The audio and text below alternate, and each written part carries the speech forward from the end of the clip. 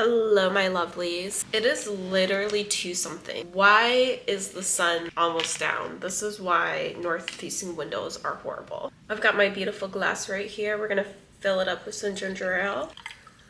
Cheers. And let's talk about manifestation. So I figured I would do a talking series, Ash Thursdays, where I kind of take my ideas, some of my TikTok videos, and create a longer format video where I can kind of explain myself and explain my thought process. I even have notes. The topic of conversation is how to manifest. I've seen so many, hi, my name is so-and-so, and I talk about how to upgrade your life, how to upgrade your lifestyle. And I think that's all great. And they talk about gut health, and they talk about drinking water, and they talk about journaling, and they talk about gratitude and shadow work. I'm not necessarily going to boo on any of that. I think all of those things are important, but I have my own take. I have my own twist. I feel like my life has glowed up.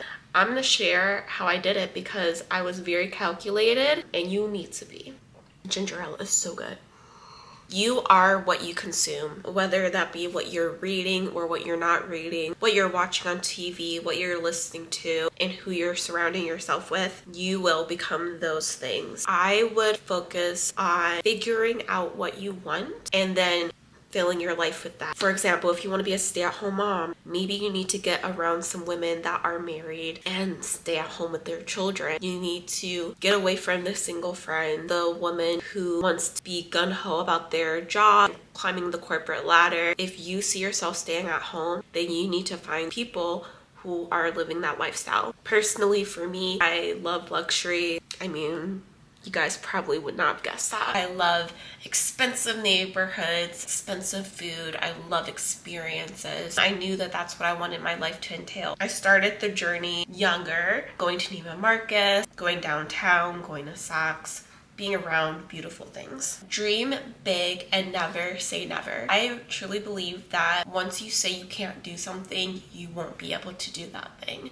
I'm really big on trying to speak positively into my dreams. Instead of saying things like, if I'm able to, hopefully I'll be able to, I'll say, when I move downtown, when I buy that $1.2 million condo, when I go to Bali. It's going to happen. It's just a matter of when it's going to happen, but it's going to happen. It's not a maybe, it's going to. Because I've decided that it will, I feel like it comes to fruition. I knew I was going to live downtown. I did not know how, what was going to happen to make it a possibility, but I did know that I was going to be living downtown Chicago. I've been knowing since like the age of 10, and here I am. Never said never to my dreams, and I still try not to say never to my dreams. I'm going to have a Kelly, going to have a Cartier watch. Position yourself in your dream life. I feel like a lot of things I hear about how to glow up, they talk about envisioning your lifestyle.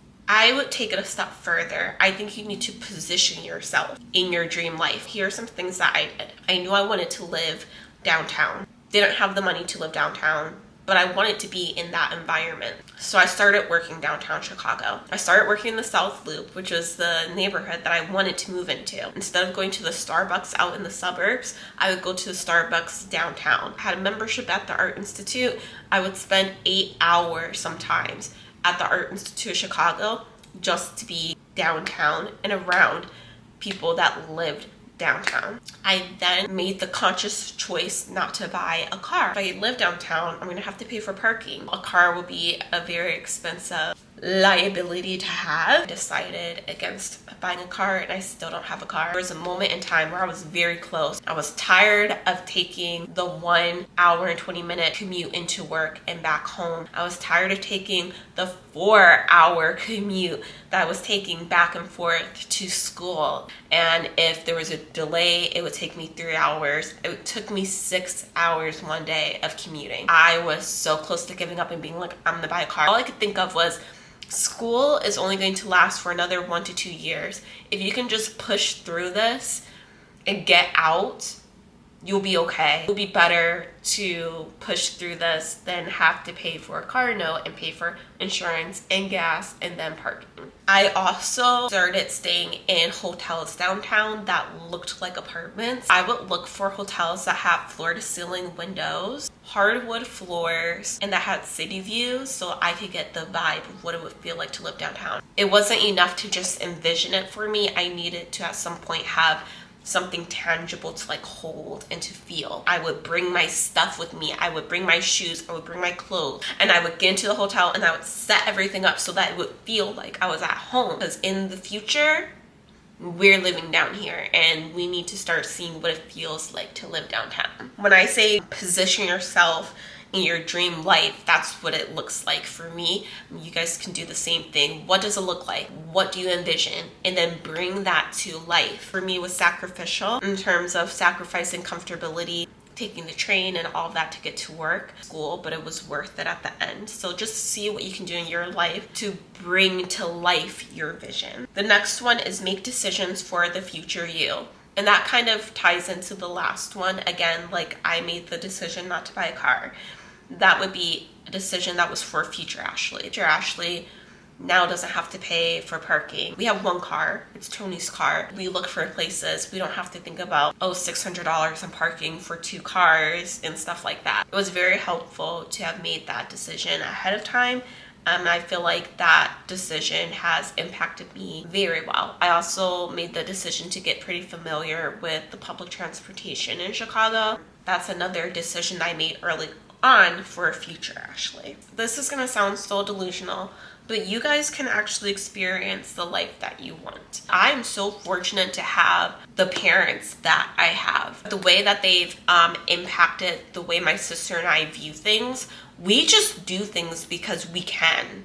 We can do them. And a lot of people can actually do things that they want, can enjoy certain aspects of it. So some examples I will give you. It could be as simple as walking through your favorite expensive neighborhood. For example, the river. I've been going to the river walk for the past like 6 years of my life and just sitting on the river, and I'm like, I'm gonna live on the river one day. It's free to do that, and I get to experience something that other people are paying thousands of dollars to view from a window. I get to experience it for free, and I'm experiencing the same thing.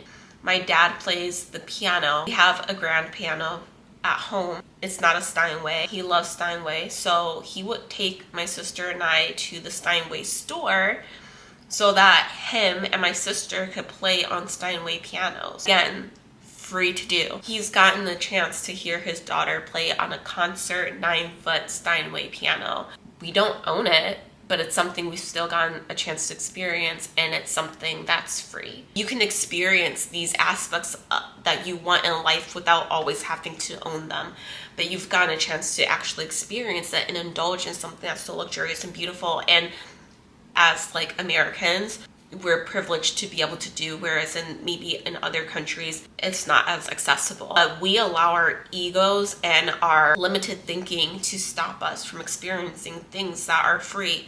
We think of how people are going to look at us. We think of how people are going to judge us. We think about what people perceive of us. I don't want to go into a Cartier store because I don't want people to look at me. I don't want to do XYZ because I don't want people to laugh at me. And therefore you wait and maybe never will experience those things that you do have access to that are free. You can experience the life that you want for free. Those experiences are 100% real. Just because you don't own something doesn't mean that you're not experiencing it. I'm living in this beautiful apartment that I do not own. I am renting. But my experience here is no less than someone down the street that owns their condo. Am I going to zoom back in? Lastly, the subconscious is powerful. This kind of feeds into the top one, you are what you consume. The subconscious is very powerful. It fuels your future. And if your subconscious is filled with being a negative Nancy, being a Debbie Downer, like for example, someone that's African American such as I, who aspire to walk in certain rooms, I feel like it's kind of toxic to spend a lot of your time watching like Basketball Wives, things that show African American women in a certain light, acting very immature, childish, fighting, screaming. I just don't want to enter rooms and be perceived that way. But I know that if I constantly fill myself with that, I'm watching it on TV, my friends act like that, I'm listening to music that kind of emulates that same character, I know that subconsciously I will start to move in the same way. I'm very adamant about trying to view things of African American women in a positive light, doing amazing things, doing things that I want to do, creating and curating a friend group of multicultural women because I want to be a multicultural woman myself. I want to be educated. So surrounding myself with people that prioritize education, that prioritize being married or being in a very healthy relationship. These are things that are important to me. And I know that if I didn't consume those things subconsciously, I would probably move in a different direction. So the subconscious is so extremely powerful. You can control it to a certain extent. It's what you ponder on, it's what you consume, that plays in the background of your life. And if you want to manifest or elevate, then you need to make sure that your subconscious is being fed some healthy material. So those are kind of like my short little tips on how to manifest. Yes, positive thinking, but when you manifest, there's still work to be done.